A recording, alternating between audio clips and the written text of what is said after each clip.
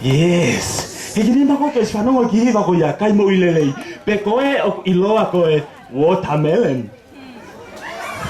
Yes. Yes.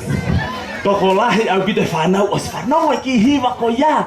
Ahoy, boys. Ahoy, ahoy, ahoy. Sai. Hiki ni mako te ke lava hiwa I mai ki hiwa ko ia. Yes. No? Yes.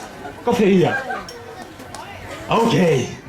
Ta utu whanele ia whanongo. Ka mahanga hiwa ia te ki hiwa ko ia. O sepe koe te talate waka koe. Fefe ke kau hiwa ia ki hiwa ko ia. Ki tau whanongo kai. Tani tuto.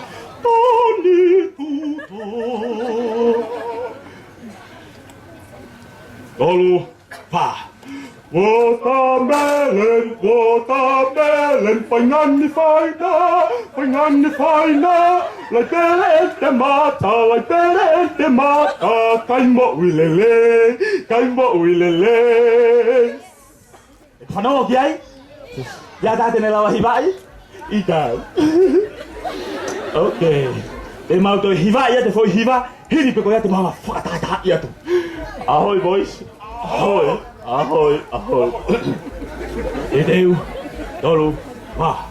Watermelon, watermelon, pangani faina, lai pere te mata, kaimo uilele. E whanau iai? Koe hawa koni, te mau hiwa I ta mau whakatata. Hiki ni mako ke sio no whakatata I ki hiwa koni. Take your time. Alright.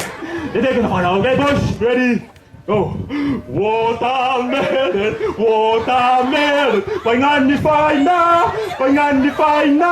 Like te mata. Kaimo uilele. Toi ki vadeang. Watermelon, pangani faina. Like te mata. Kaimo uilele. Toi ki vadeang. Watermelon, pangani faina.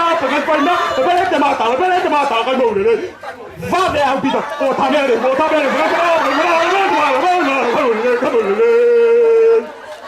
Yes. Whanau. Oku mahu inga mapega te tau tolu.